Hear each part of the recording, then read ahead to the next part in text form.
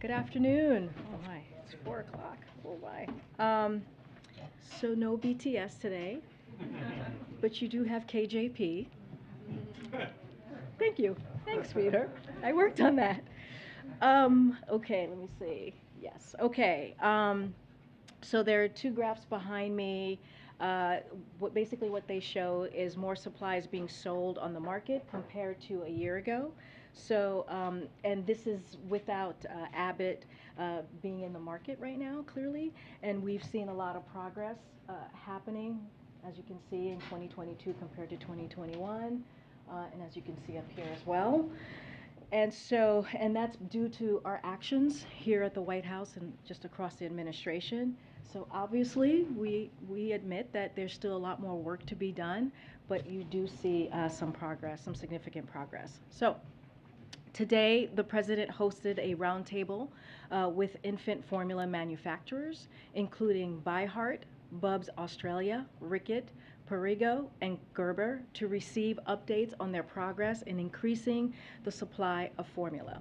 Additionally, the president announced two new Operation Fly formula missions.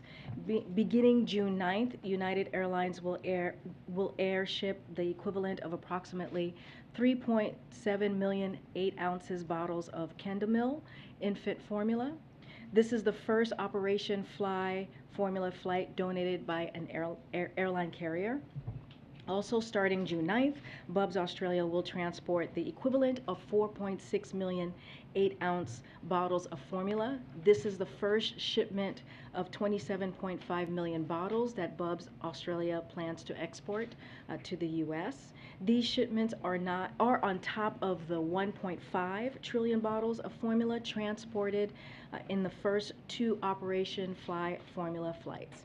These actions build on other important actions to ensure there is enough safe infant formula for families, and the president has been clear he will pull every lever to get more safe infant formula to American families. Tomorrow, the president will join a meeting with NATO Secretary General Stoltenberg and National Security Advisor Jake Sullivan at the White House. They will discuss preparations for the NATO summit in Madrid at the end of June and the strength of our transatlantic alliance. We will have a readout after the meeting for tomorrow. And also, this is June 1st, as we all know. It is the first day of Pride Month. This month, the Biden-Harris administration will be spotlighting the voices of LGBTQI+ people across America, especially children and families. The president had made clear that the proliferation of hateful and discriminatory bills targeting kids in classrooms and families in their homes are simply bullying. So this Pride Month, we will be focused on protecting, uplifting, and supporting LGBTQI+ kids and families. This month, you can expect to see the president and his administration reiterating calls on Congress to pass the Equality Act, agencies across the administration and embassies around the world raising pride flags to celebrate our commitment to equality, cabinet members meeting with LGBTQI+ families and community leaders, the White House fighting back against the onslaught of anti-LGBTQI+ legislation we're seeing just across the country. President Biden has always been a champion for families, and that includes LGBTQI+ families. We are proud of the historic progress this administration has taken to ensure everyone, no matter who they are or whom they love, has an equal place in our country. And we are excited to keep building on those actions this Pride Month and beyond. One final thing, which is very hard to say, but I'm very excited about this as well for our friend here, Vedant. I would be remiss not to mention that it is our very own Assistant Press Secretary Vedant Patel's last day here at the White House. I'm sure many of you know and have had the pleasure of working with Vedant, but for those who haven't, he has been with us since day one of the Biden campaign and also the Biden-Harris administration. While here, he has worked on very important areas, including climate, immigration, and education. I cannot stress enough how integral Vedant has been to our team. He's been a rock star. He's going to be incredibly missed. He is a true talent, an excellent communicator, a gifted writer, and a wonderful coworker and friend. I and the rest of the press team will miss him dearly, but we know that he's on to better and bigger things as he moves over to the State Department, so he's not going very far. As the principal deputy spokesperson, we are so proud of you, Vedant. We will miss you terribly, and we cannot wait to see you at State, and congratulations to you, my friend.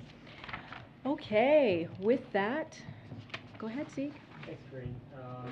After U.S. intelligence assessed that the Mohammed bin Salman Crown Prince of Saudi Arabia was behind the killing of U.S. journalist Jamal Khashoggi, the president said the candidate said he'd make Saudi Arabia pay a price, and a pariah. There's a report today that the president plans to visit Saudi Arabia, including having a meeting with that crown prince. How is that consistent with making Saudi Arabia pay a price or turn into a pariah? Let me just say first, his words still stand. The president's words, what you just laid out, is still stands today. I don't have a visit to preview. I don't have a trip to announce. So there's nothing for me to just lay out for you at this time. I'm just wondering, though, what price did Saudi Arabia paid already for the killing of that journalist that the president would then turn around and the president would reward them with a visit to their country? I hear you, Zeke, but I don't even have a visit to announce or to preview at this time. So there's really no discussion to have because I don't have a visit to even talk through at this time. But right now, the president believes Saudi Arabia should be a pariah. Those words from then still stand. I'm saying that has not changed. The president's words still stand. But you're also asking me if there's a trip being announced or a trip to preview. I just don't have one at this time. And changing gears to the event that was just held in the South Court. Yeah. And in the meeting with former executives, one after another executive said they knew immediately, within hours or days of the shutdown of that Abbott plant, the magnitude of the crisis facing the U.S. baby infant formula industry was going to face, that supply crunch that we all saw play out over the last several months. The president does said he wasn't informed about that until April, and then waited a full month to invoke the Defense Production Act and begin Operation Fly Formula, which we're starting to see affect the marketplace now. So what is the reason for the disconnect there, and is he going to hold anyone accountable? So let me just lay a timeline for you of what we have talked about before, but I'm happy to reiterate at this time. So we have been working on this issue since day one of the recall. The recall happened on February 17th. On February 18th, USDA issued detailed guidance to states on how to seek waivers in their WIC programs. We know directly from companies this is one of the most important areas for action to be taken from the government, and this month we are building on that work with last week's announcement urging states to cut all WIC red tape. So that actually happened, this is June 1st, so that happened in May.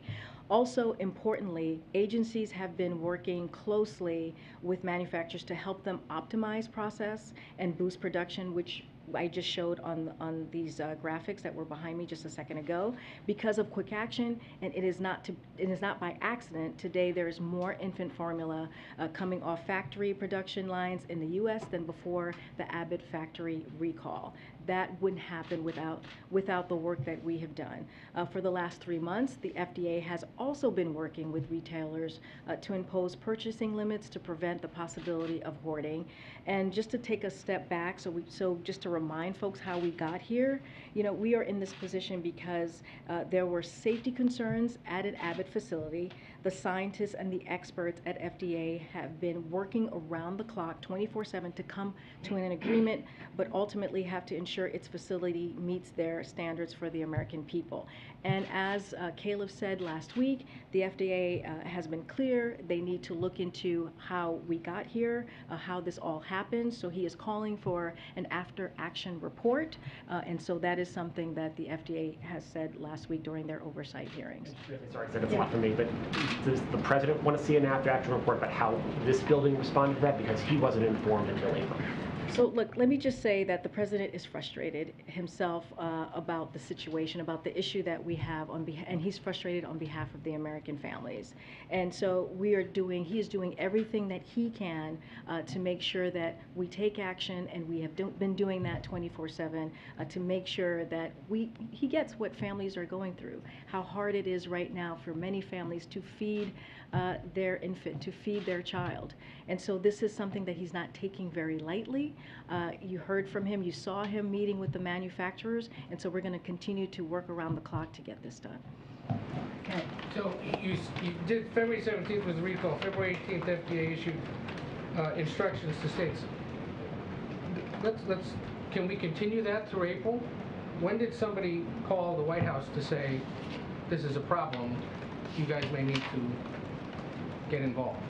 So I could say that, again, the recall happened on the day one of the recall. We took action as a whole of government approach, right, with FDA, USDA, as I just laid out. And the president understands, again, he understands how difficult this is. He understands how challenging this is, and we have acknowledged that. He understands that this is the job of the president to be able to multitask, to get things done, especially when it comes to making sure that your child gets healthy food. And so that is what we've been doing. When was someone called here at the White House to say this could be an issue that requires presidential involvement? So I don't have the timeline on that. All I can tell you, as a whole of government approach, we have been working on this since the recall in February. The independent regulatory agency, the FDA, the one that questions have been referred to in the past, is now being embraced as whole of government. Let's point that out here. The other thing, why wasn't Abbott invited today?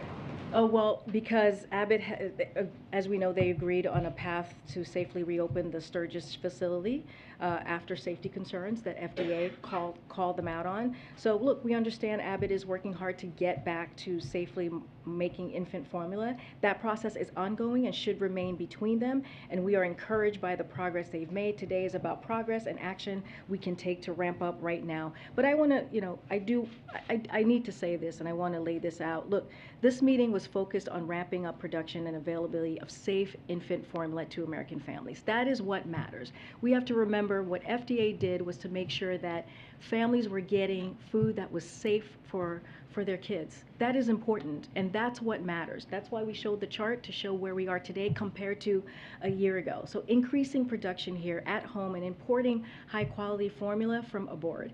We are working with many manufacturers. The companies joining today represent a subset of companies working with the administration to increase on supply, whether it be through the DPA, which is something that we know that the president called on, Operation Fly Formula, and FDA's importance guidance. And so the actions are making a difference. And so I just want to make sure that we see what this administration has done, this whole of government approach. You're doing this now on June 1. If he knew about this in we have April, no. We have been doing this, a whole of government approach, since the recall. Yeah, that is what, and it's not, but it's invoked until last month. because we had to make sure. We had to make sure and really look into what would work and what was the best direction to move forward. That's what we have talked about. We have talked to you all every day that we can about each step that we're taking, whether it's the Defense Production Act or whether it's the Operation Fly Formula. So every step of the way, we've explained why we've taken these steps. We've explained what the process has been to take on these certain items. And so this is what we've been doing, and we have been working on this 24/7, and we have seen an increase of production. The president met with manufacturers today. He met with manufacturers 2 weeks ago, and so we have been working very hard to make sure that American families out there who have children are getting what they need, whether it's a mom, a dad, whether it's a caregiver, are getting safe and healthy products, food to their children. Just to put a finer point on that, is it my understanding that what you're saying is that even if the president had known sooner, before April, that your response would have been exactly the same? I'm not saying when the president knew or didn't know. He spoke, I know, he spoke to that himself, so I'm going to let that stand. I am saying that we have been working on this. We, as a whole of government approach, has been working on this since the recall, which was in February. That is what I'm saying. I'm talking about internally, not just the agencies, not just FDA, USDA, but also internally. We have been working on this for months, and we have taken this incredibly seriously and have been in this briefing room, and the president has spoke to this on his own about the different steps that we have taken. And we've also laid out a timeline for you all so that you know what the steps that we have done. It sounds like you're saying, though, even if the president had known sooner, would that have made a difference? No, that's not what I'm saying. I'm saying that we have been working on this since we found out about the recall since day one. That is what I'm laying out to all of you as a timeline. That is what it's important here to know, that as a whole of government approach, we have taken this on since the first day that we learned about the recall. Okay, on another topic here, again, can you explain to us a little bit more the president's role in these ongoing negotiations over gun reform legislation? Because yesterday you said the president would get involved when helpful. A short while ago he told us that he has been involved. So can you just sort of explain, how does he view his role as these talks are ongoing? A couple of things. He has been involved. He has been involved since day one of his administration, since calling on Congress to take action. Just this past 2 weeks, he went to Buffalo to grieve with the family, to make sure that he listened and they had a conversation with the family, right? Because it was so important to him to do that, to console them, to hear from them. He went to Texas on Sunday to do the same. He's spoken about this from his first joint address to Congress. That was last year. He spoke about this in the Rose Garden when he talked about his comprehensive gun reform, the executive actions that he was going to do. He talked about this at a State of the Union. So this is something that the president has been doing since day one. And not only that, he worked on this in the Senate. He knows how to get this done, and he's done it before. As a senator, he helped pass our ban on assault weapons and high-capacity magazines, as well as enact the legislation that made the federal gun background check we use today. So this is something that he has been doing for a long time, and he understands what we were talking about yesterday. He understands how these negotiations work. Sometimes you have to give it a little space so it has that quiet, so that congressional members, senators can work on the issue. But he has been involved from I would say, from day one, since he walked into this administration. But on these negotiations on any possible legislation now, is he involved right now, or is he giving them that space? He's giving them space to do the work, to have that conversation. But since the shootings, since Buffalo, our teams here, the Office of Leg Affairs, has had more than a dozen calls with the negotiators and senators and congressional members on the Hill. They have been having active conversation and working with them, or talking to them about what actions and steps need to be taken and where they are with the process. Go ahead. Just very quickly on Abbott, they've said that they can get the Sturgis plant restarted by Saturday. The FDA has said other things. What is your assessment of the credibility of that claim from Abbott? When did they say this? This week. This week, okay. I don't have it, we're gonna, like I said, we've been working very closely with Abbott, not we, but the FDA has been working very closely with Abbott to get Sturgis facility up and running. So that is something that they've been, in touch with FDA about. I cannot speak to their timeline. That's for Abbott to speak to. Clearly, this is something that we want to get done as soon as possible, but it also has to be done in a safe way. Okay, and then on the president's New York Times op-ed about Ukraine, he said that the policy here is to see a democratic, independent, sovereign, and prosperous Ukraine. But he did not say within its internationally recognized borders. And so we're wondering if that was a deliberate omission intended to signal that that Ukraine is going to have to give up some territory in its negotiations with Russia. I wouldn't read into that in that way, but the president just put out a statement that I do want to iterate just 2 lines from it. The people of Ukraine continue to inspire the world with their courage and resolve as they fight bravely to defend their country and their democracy against Russian aggression. The United States will stand with our Ukrainian partners and continue to provide Ukraine with weapons and equipment to defend itself. The new package will arm them with new capabilities and advanced weaponry, including HIMARS, with battlefield munition to defend their territory and Russian advances. We continue to lead the world in providing historic assistance to support Ukraine's fight for freedom, and that is going to continue to be our focus. But is your assessment that they're going to have to give up territory as part of these negotiations? That's not something that I'm going to talk about this from the podium from here. And then just one last thing. The Bolsonaro tomorrow meeting that's happening at the Summit of the Americas. Do you guys have a date on that, and are you going to raise concerns with Bolsonaro about his questioning? I don't have anything to preview at this time on the Summit of Americas for you. Go ahead. Karine, just to follow up on the baby formula meeting. Sure. So if the president is saying the baby formula manufacturers knew that things would be really bad as soon as the Abbott recalls happened, the shutdown of the plant happened, but he did not, I guess, can you help us understand why they knew but he didn't? Who failed to inform him? Why didn't he know if they knew? So, again, what I will tell you is that we have been working on this issue from day one since the recall.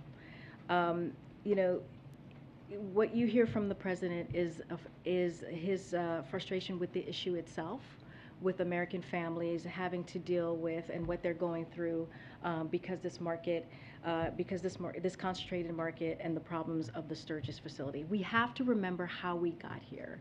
We got here because FDA learned that Sturgis facility was not operating in a safe way, and so FDA wanted to make sure that families were getting healthy food to their babies. So this is a responsibility that FDA has and that FDA did. From our part, we did everything that we can from the moment that we learned about the recall to work 24/7 to make sure that the production went up. I guess that just doesn't address the question of why it was that the president didn't know when the manufacturers are saying that they knew as soon as the recalls happened, as soon as the plant was shut down, that this would be a very serious problem. Was there a breakdown in the process here? Did somebody fail to inform him? Look, I have not spoken to the president. I know that he just said that a few moments ago, so I would have to talk to him about the April date. But what I can tell you is what he has seen, and this I know for certain, is that seeing the empty shelves is unacceptable. Seeing what families are going through is unacceptable. This is why we have been working 24/7 to make sure that we are using every lever at our disposal to deliver for the American people. That is what I know for sure that I can share with you at this moment, and that's how we're going to, going to continue to move to make sure that we're doing everything that we can and beyond. Yeah. Could you help us understand then, you've said that the administration has been working 24/7 around the clock since February to try to address this issue. The president says he didn't understand how bad the issue was until April. So is it that you were working around the clock since February to address this serious problem, but the president didn't know? Just want to be clear about that. So the actions across the government began day one, and of the recall, as I've said. The White House has been in close, regular contact with agencies responsible for addressing these issues since then. While these actions made serious progress, including by ensuring there was more infant formula coming off factory lines than before, the recall, it's clear there is more work to be done and more levers to be pulled, which is why you've seen higher profile actions this month, and we're going to continue to do everything that we can. So to your question, the White House has been working across government to make sure, since day one of the recall, to do everything that we can. So then perhaps the president wasn't aware of the work that was going on around the clock since February to address the issue? I mean, the president has multiple issues, crises at the moment. When he walked into the administration, he talked about the multiple crises that we needed to deal with as a country. And so that's number one to remember. But the most important thing is that as a White House, working with the interagencies, we have been working on this since day one, since the recall. Yeah. Okay. And this is his White House. I actually had a follow-up to a question that we asked in here over 2 weeks ago, very much related to what we've been talking about. We had asked if there were specific actions that the administration took, including meetings, phone calls, briefings, either in February or earlier, to begin addressing the shortage.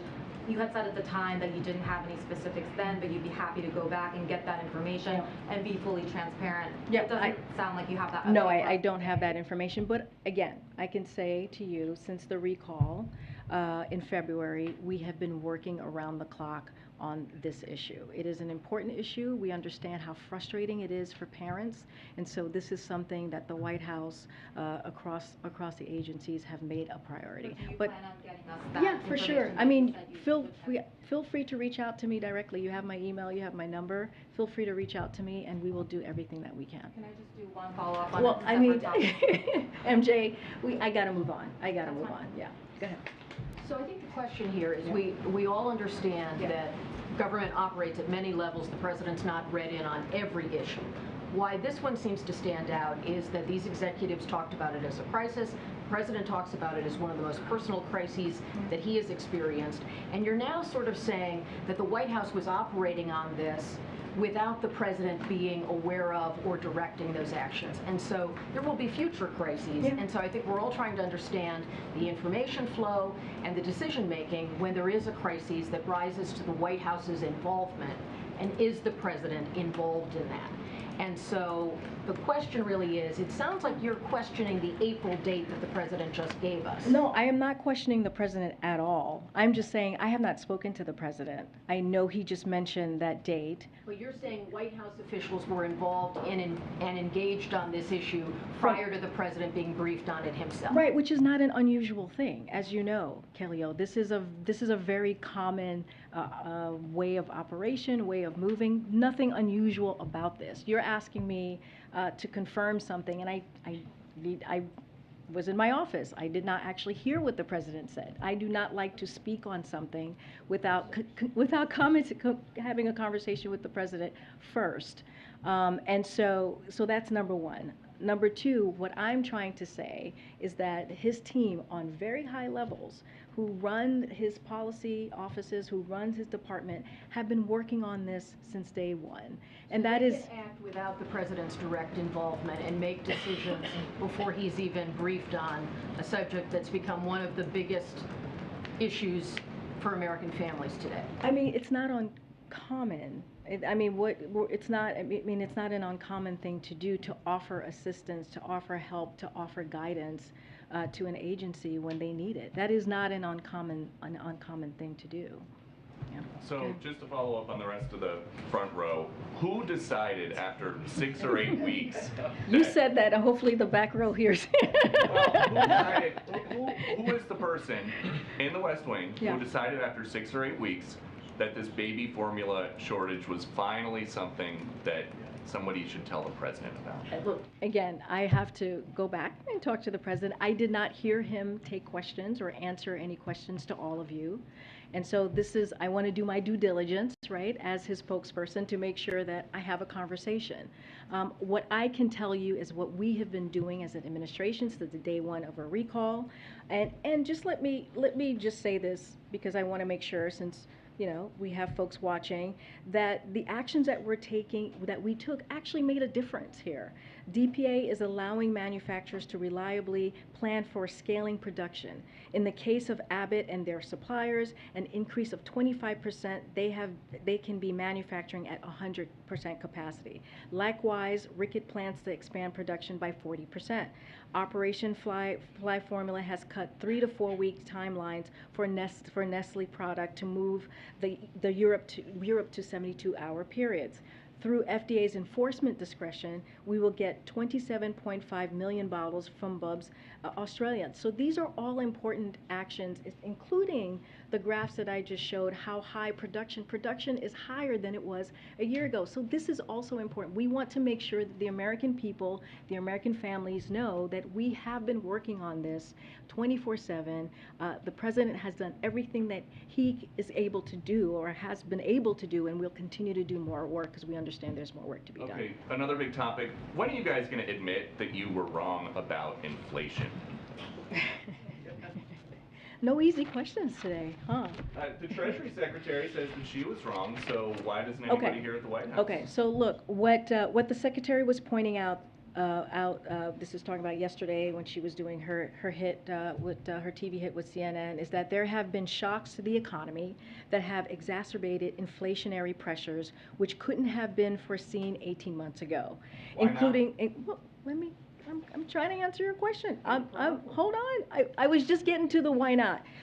Including Russia's decision to invade Ukraine, multiple successive variants of COVID, and lockdowns in China. As she also noted during that interview, there has been historic growth and record job creation, and our goal is now to transition to steady and stable growth as inflation is brought down, as Brian Deese said yesterday to all of you when he was standing behind this podium. So the present economic plan, as we see it, is working. Just today, we learned that the manufacturing was up in May, building on the 545,000 manufacturing jobs have been created since he took office. Further proof that companies are investing in America. We are on a path to stable growth, and we are addressing supply chain problems. Our plan to tackle inflation, lower costs, reduces the deficit, and respects the FDA's independence.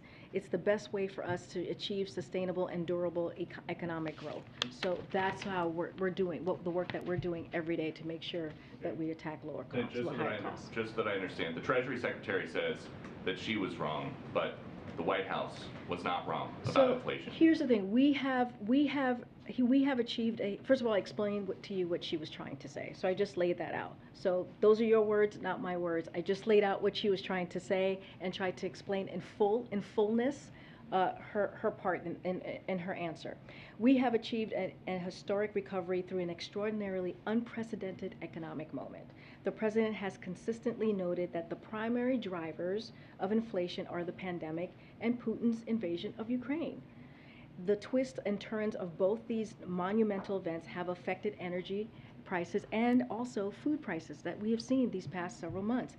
This is Putin's price hike, which the President refers to, and that is what Secretary Yellen was referring to if you read the entire transcript, and that's what I'm trying to say to you.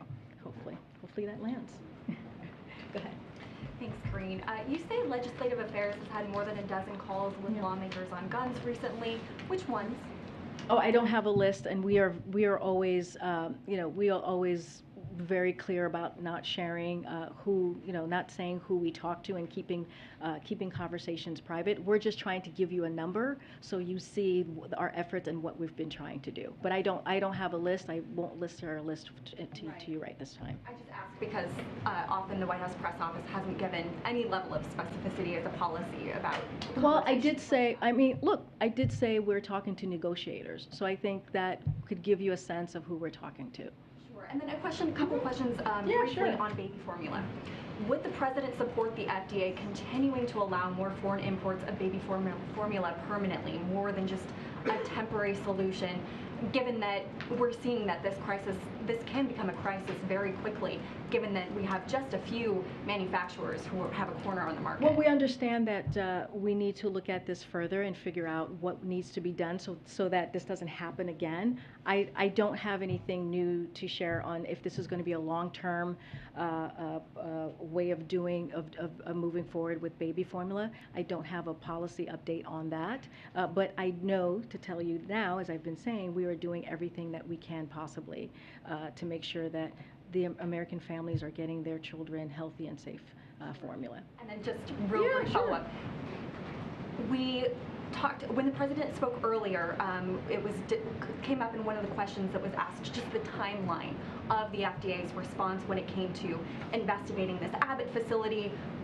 There are questions about what communications there were between the FDA and the White House. I mean, is the President satisfied with the FDA's response in this crisis? Yes, he's satisfied. But last week, during their oversight committee, he talked. Califf said that there needs to be he called for an after action report. He appointed Woodcock to doing that after action report. He wants to get down to the bottom of what happened, and so that is important. I don't know if you're asking me, does he still have confidence in the FDA? He does, and the FDA themselves are going to try and figure out what exactly happened and how do we avoid what happened these past several months with Abbott and their facility shutting down. And so that is an important thing as well. Thanks, Karine. On this baby formula issue, you said that the whole government approach began in February right afterwards, and I think a root of this sort of questions or that folks are having is that it in fact doesn't seem like this extended beyond the FDA until certainly the president found out in April, but especially when this became really an acute issue in May when the Defense Department was brought in, the Agriculture Department was brought in. So can you, other than the FDA, who was part of this whole of government response, especially in this kind of crucial February to April timeline where the president wasn't aware of what was going on? Right. I mean, I mentioned the FDA. I mentioned the USDA. I've mentioned, policy departments here within the White House. During the USDA issued detailed guidance to states. This is when the recall happened on February 17th. The next day on February 18th, USDA issued detailed guidance to states on how to seek waivers in their WIC programs, which we learned was a very important element, which was a red tape. Well, which was a red tape, as we've learned, that needed to be cut.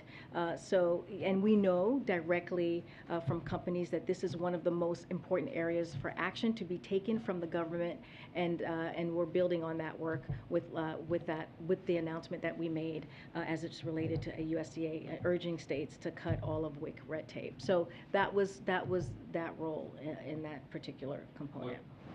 Were there any efforts outside the FDA about encouraging either the import or production of additional formula? It seemed like, from an outsider, that if a plant goes down, you know that it's going to be a crisis, that you would immediately start looking for other sources of supply. I mean, I can't speak to specifically what the FDA was doing at that moment. All I can speak to is what happened at the recall when it comes to production.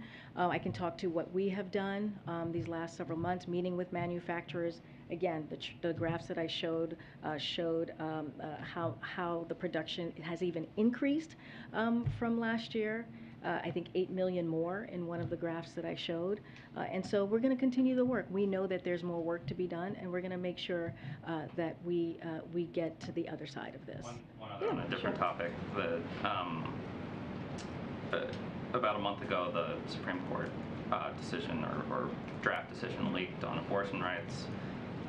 A lot of folks, including the president at that time, talked about how that really reframed the debate and the stakes for the midterm elections. But since then, the president hasn't publicly met with any abortion rights groups. He hasn't spoken about it in weeks, given a speech on it. I know that you and the vice president have kind of occasionally mentioned it from the podium, but there's been no sort of presidential action on it. So I'm wondering, does that signal that the president's understanding of the politics of this issue have changed in any way, or is there an event with the president that is going to happen before the Summer of the Americas or before he travels to Europe? I mean, it just seems to have fallen completely off his schedule. Well, I mean, I don't have anything to preview on his schedule, but the president is clear on this. He believes the right to peaceful. He believes the right that a woman has the right to make their own decisions when it comes to their own health care and their own health and their own reproductive rights. I mean, that's something that he has said. That is something that he believes. Our teams here are in constant communication and having regular meetings with groups out there who are focused on making sure that continues. The rights of women to choose continues. But I don't have anything to lay out. The president just hasn't made this. I mean, he kind of laid the stakes out as this should be something. Well, I mean, if we step back for a second, it was a draft. It was a SCOTUS draft. We spoke to it. We were very forceful about it. The president put out a statement. You've heard from the vice president. You've heard from other members of our team. So it's not like we didn't take this seriously, and we don't continue to take this seriously. So this is an important issue for the president. We know that. We know that for the American people. I just don't have anything to share with you on his schedule. Okay. Thanks, Karine. On Ukraine, the U.S. has been really clear that it would not engage Russia directly because it did not want to escalate the conflict.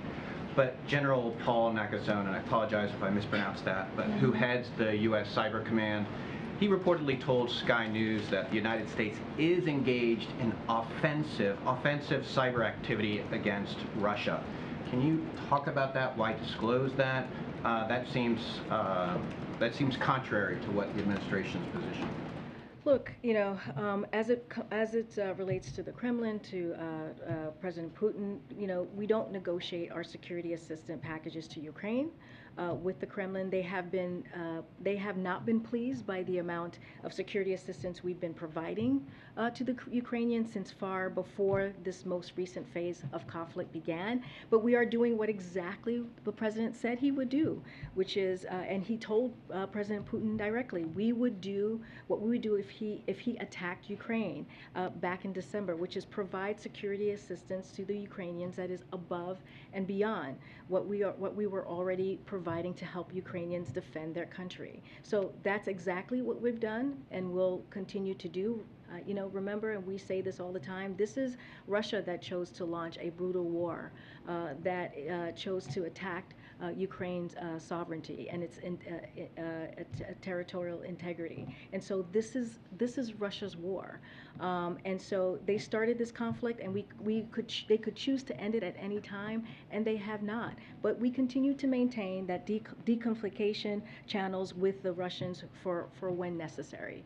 But just speaking specifically about the offensive cyber action being taken from the United States against Russia, is that not contrary to what the president has said in the past about not wanting to engage directly? No, it's not. We don't see it as such. Can you talk about why offensive cyber activity against Russia is not? We just don't see it as such. We have talked about this before. We've had our cyber experts here at the podium lay out what our plan is that has not changed.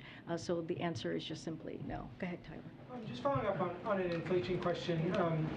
I understand you walked through what Secretary Yellen was talking about, but she still said that she was wrong then about the path inflation would take.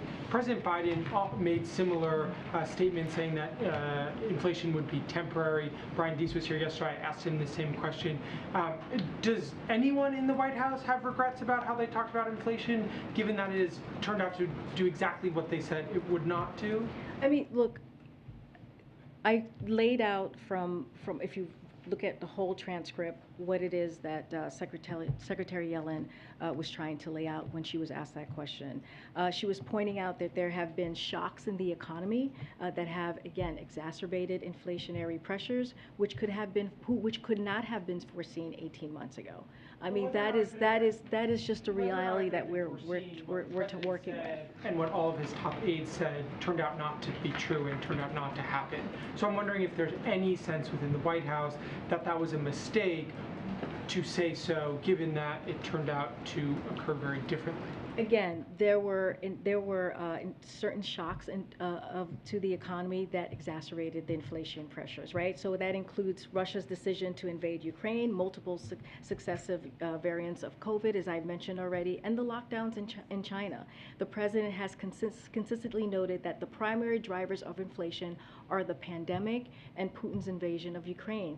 The twists and turns, again, as I've talked about, have been monumental events.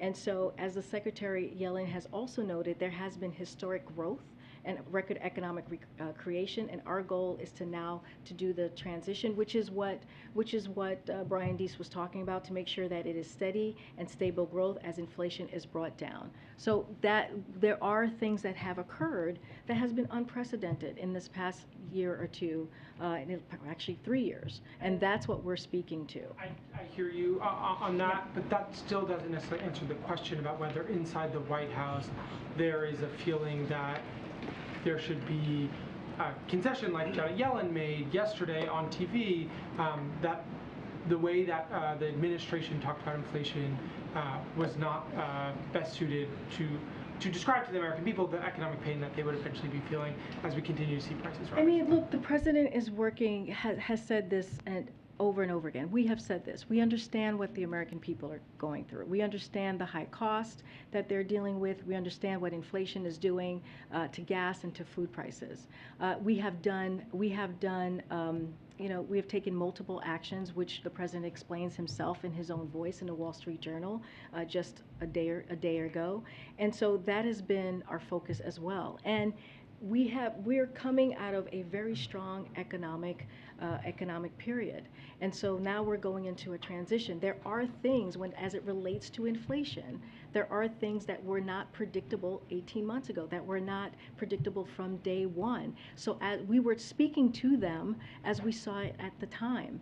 And so that is also important to note. I mean, I know you're asking me that the question of, did we speak about it wrong, or did we, say, did we, I don't know, misspeak or not, or not have it right at the time? I mean, this is what I'm trying to lay out, is that there are things that happened, the COVID variants, Russia's war in Ukraine, that was not predicted at the time. And so what we're trying to do, what the president is trying to do, is do everything that he can to make sure that we deal and attack and fight inflation. So that is our focus at the time. Just one last thought on Yeah. this. I understand that you guys did not. I understand that you did not predict that, but there were many economists, Larry Summers among others, who were very clear in warning about the risks of Okay, inflation. so if we have learned anything the past 2 years, it's that our globalized economy is tied to the world around us, right? That's the number one. Again, the variants of COVID, lockdowns and slowdowns in foreign countries due to the pandemic, Putin's unprovoked invasion, Ukraine, each of these events impact prices here at home and abroad. It impacts the cost of food here at home, the supply of food abroad, the cost of gas here at home, and supply of oil around the world. Inflation is also a global issue. Inflation in Europe increased a record 8.1% in May compared to last year. So that is how we're looking at this, and this is also a global challenge. Okay, go ahead. Karine, just two questions. First on baby formula. All of my colleagues' questions have basically gotten to the same point, which is people want to know who in this building knew what when in the lead up to the formula shortage. You've said that that folks internally were on this since day one. You said that senior leadership in the administration was on it, but you also said that you don't have that time frame. No, I said they were asking me specifically about the president, and I just don't have that time frame to share. What I can say is the White House began working on this from the first day of the recall, from day one of the recall, which was back in February. Are you able to provide or commit to providing a timeline of who knew what when? I mean, that's the same question that MJ just asked me, and I answered that question to her. I have laid down what has happened since the recall, which was on February 17th. I've laid that down. I talked about on February 18th with the USDA. I talked about WIC programs. I've laid down what happened, not reminding folks what happened with Abbott in this factory, why we got here. And I've also talked about what the FDA has said that they're going to do, and they talked about that last week, which is look into this, make sure that we get to a place that we get to the bottom of what happened, do an after action report. When that after action report, we will have a lot more, and that will come directly from them and what they did and what they see could be done better. So that's the thing that's really important. There will be an after action report.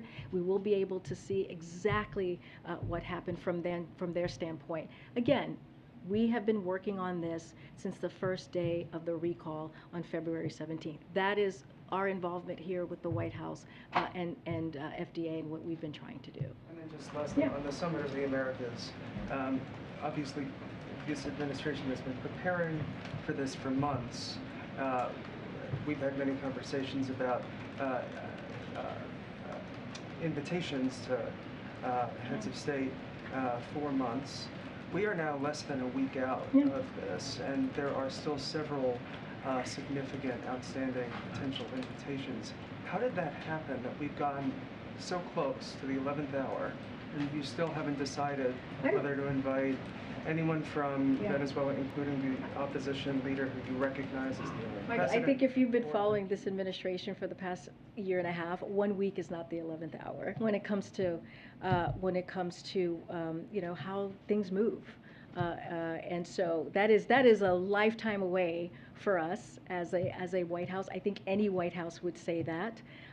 And so, look, we still have some final considerations, and as soon as we have the final list, we will share that. Look, you know, we're gathering people together to focus on our collective responsibility to forge a more inclusive and prosperous future for the hemisphere. And that's something also to note. I know there's always questions about the invite, there's always question about who is coming and who's not, but we also should talk about and focus on what the purpose of this meeting is, and that's also critical and important. But I have to tell you, a week away, that's a lifetime. That's a lifetime. And I think any administration would share that. Hold on, I'm going to try and go to the back. Go ahead. Thanks, Karine. Yesterday, there were leaders from Airlines for America and the U.S. Travel Association here at the White House for a meeting with staff, and they urged the administration to end the pre-departure COVID testing requirement for vaccinated travelers who are coming to the U.S. from overseas. What is that? Was that BTS? That was not my phone. Okay, that's what she says, folks. Is the administration considering ending that requirement for COVID testing for international travel? So we're constantly evaluating our policy. The pre-departure testing requirement remains in place as we have it today, and any decision on pre-departure testing requirement would be made by our health and medical experts. Is there a sense of how long that could and should remain in place at this point, and what purpose it's serving right now if people in the United States can travel freely without any sort of testing? I mean, I don't, it's in constant evaluation as I just laid out. I don't have anything more to share from here. Oh my gosh, I'm trying to see who to go to. Go ahead, I don't think I've called on you in a while. Yep, thanks, Karine. Question for you about this report out of California on reparations. I was wondering if the president has seen it and if he would use it to guide any sort of executive action, since I think the last thing he did on reparations was say that he supported the study that Congress is potentially wanting to So pass. his stance on reparations and supporting the study hasn't changed. I have not seen the California report, but his personal, his stance, policy stance has not changed on reparations. And also one more quick one. Deb Haaland has tested positive for COVID. Do you know when the president and first lady, they were last tested, because they were with her on Monday, and would they be considered to be close contacts? Well, I do not know when she last saw the president or the first lady, Secretary Deb Haaland. Oh, were they? Okay. There are pictures of them. Okay, great. Well, thank you for that reminder. I know that, and we've said this multiple times, the president has a regular weekly cadence on testing that has been, approved and talked with his doctor. I don't have when the last time he was tested. And you weren't aware about her positive No, test? no. This is I'm just learning about this now. Okay. Trying to see. Yes, who ma'am. else. Yeah. Okay, you sir, way in the back. Yep. Yep. Thank you, Karine. Just one question. A few weeks ago, the State Department said that the U.S. did not look favorably on the construction of the East Med oil pipeline from Israel to Cyprus to Greece and then presumably to Europe. Has any of this changed as so many European countries try to wean themselves off Russian oil? I don't have any more to share on that. I would have to check with our policy folks at NSC. I do not know if that position has changed from what you've heard from the White House, but I would just have to check with the NSC to make sure. I'm so sorry, from the State Department? Yeah. Okay, yeah, I would refer you to the State Department and check in with them on that piece. And not the NSC? Well, because you said it was the State Department. I think I misheard, but I think you said that it was the State Department had put out that announcement. Okay. A question from the back. Oh my goodness. A question from the back. The question. Go ahead. Yeah, sure. If you have a question. I do, but your fingers waving around. I know, I'm trying to pick people I haven't called on in a while, so it's fulsome, so people are getting a question. I think everyone's grateful for that. I'll ask just one question. No. Something the president mentioned when we were in there now. He was talking about inflation, the wheat supplies or the food supplies, and he talked specifically about, I guess he was referring to Ukrainian, the inability to export Ukrainian wheat. and that something had to be done about that. Well, what the Ukrainian foreign minister has been talking this week about, supposedly they're in talks with other countries about navies going in to the Black Sea and creating a corridor to get that weed out. Is this something that is being discussed on any level in the White House? That is something that I would actually have to go check on as well. That is not, I just don't have an update on that as far as the wheat. That's clearly something that we've been monitoring. And we have said Russia's aggression on Ukraine has certainly raised prices, as we have talked about, on gases and food. Wheat, I believe, is about a good percentage of in Ukraine, a good percentage of the kind of the global market, and so we have seen prices go up. I don't have any update on that. I would have to check with this time. I would have to check with NSC. Can I ask you a question from the back? Yes, ma'am. Go ahead. Oh my God. Go ahead, Phil. Thank you. I have a question about the President's Wall Street Journal op-ed, but I wanted to ask a more general question first. And my more general question, which is, I think, at the heart of a lot of things that you've been asked, is how serious does an issue have to be before it's brought to the President's attention? So let me just lay this out, because I think this is really important. And I've said this multiple times. The reason that we are where we are with Abbott in this facility, with the baby formula in this current situation, and we have seen production go up, again, the graphs that I showed, and that has happened because of our involvement in what we were able to do. Look, the market, there are four manufacturing companies, just four. And that is something that we also have to address down the line. And this is something, as we talk about competition, the President has been very focused on. But FDA, as we've said, called out a safety hazard, a safety issue with Abbott, and they had to shut down one of their facilities. When that happens, they do all the things that happens when a safety issue comes up, and Abbott had to shut down that facility. So that's the thing. That's why we got to where we got to. From the moment that we heard of the recall in February, on February 17th, as I've laid out, we took action. We took action and we moved forward, and we did everything that we can, and I've laid out cut the red tapes, and now the DPA, the Defense Production Act, and other things that the flying in formula from across the board, all of those things from abroad, all of those things were actions that we took to make sure that we dealt with this crisis. But the government, the White House, has been involved since we first learned about the recall. And so that is important to know. The President deals with multiple crises. His administration deals with multiple crises. When we walked in a little bit over than a year ago, we talked about the economy. We talked about COVID. We talked about climate change. All of the things that the President attacked and dealt with, and his White House dealt with on all at once. And we have seen his comprehensive plan when it comes to COVID and what we've been able to do and getting people vaccinated and boosted. We see where the economy is currently. Now we're in this transition. All of those things are important to note, that there are always multiple crises happening that we are dealing with all at once. Okay, and then on the Wall Street Journal op-ed, in that essay, the President reiterated that he supports the independence of the Federal Reserve. He called on Congress to pass tax credits, and he also called again for changes to the tax code to bring in more revenue to drive down deficits. Correct me if I'm wrong, but these proposals aren't exactly new. I mean, we're coming up on a 40-year high of inflation. Does he have anything else? Yeah, I'm happy to lay that out as how he's fighting inflation. Look, as you just said.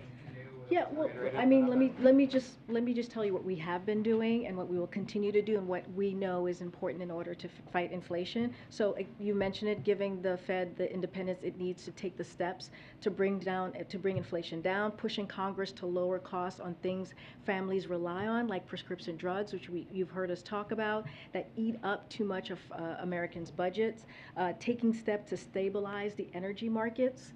For example, coordinating a historic release from strategic petroleum reserves here in the United States and from countries around the world. All of these things matter, and lowering the deficit. This is a place where we have made notable progress, as we've talked about, more than $1.5 trillion in reduction in the deficit this year alone, and we want to keep making that progress, so that's not going to end there. And there's other ways too, the lowering cost of high-speed internet for 50 million families, building more than 1 million new affordable homes to help bring housing and rent prices down, helping America's farmers increase crop yields to help bring down food prices, and fixing our supply chains to reduce the cost of moving goods to shelves and to families and homes. And we're always looking at other things that we can do. But these are actually action items that we have taken that are not small, that shows the work that this president has done to really attack inflation. We understand that there's more work to be done. We understand what families are feeling right now, but we are doing the work to try and address this. Ryan, can I ask something that the administration launched today, please? Let me see who else. Go ahead. Thank you. So today, the VP announced the launch of the Global Water Security Action Plan, which seems important because it essentially says that now the U.S. foreign policy will consider global water security as one of its core issues, right? So I guess I wanted some explanation from you as to why this was. Will this be another element of the VP's portfolio, or is she just launching it? I mean, how are you guys dividing this up? I mean, look, the First Lady, the First Lady, my goodness, the Vice President has clearly her own portfolio and things that she wants to attack that helps families, that helps make sure that we're delivering for the American people, and so she has multiple things that she does. Clearly, that is something that's going to be critical to foreign policy, critical to how it tracks back here to the American public. I can't speak to what her portfolio looks like and what things that she'll be focusing on. There's an array of issues to focus on. I would reach out to her office directly. Can I have a follow-up on China? China has called for the United Nations Human Rights Commissioner to investigate mass shootings and gun violence in the U.S. So can we get a reaction from you? So this is, again, China requesting the UN Human Rights Commissioner to investigate mass shootings and gun violence in the U.S. Can we get a reaction? And specifically, does the president consider gun violence as, protection from gun violence as a part of human rights and the right to live? Well, he definitely has said that it is a epidemic. He called it a public health epidemic. So he has taken this issue very seriously. He has laid out a comprehensive gun reform plan through executive actions. He has the most executive actions than any president at this time in this administration. He's calling for Congress to act and to continue the work that needs to be done on the legislative, on the federal side, whether it is expanding background checks, red flag laws, as we're hearing Congress talking about right now, making sure that we are keeping our children safe. We're keeping, churches and places where people go to like grocery stores or any public facility, or even your home safe. And it is really important to this president. He's made this a priority since he was a senator and a vice president, and now as a president.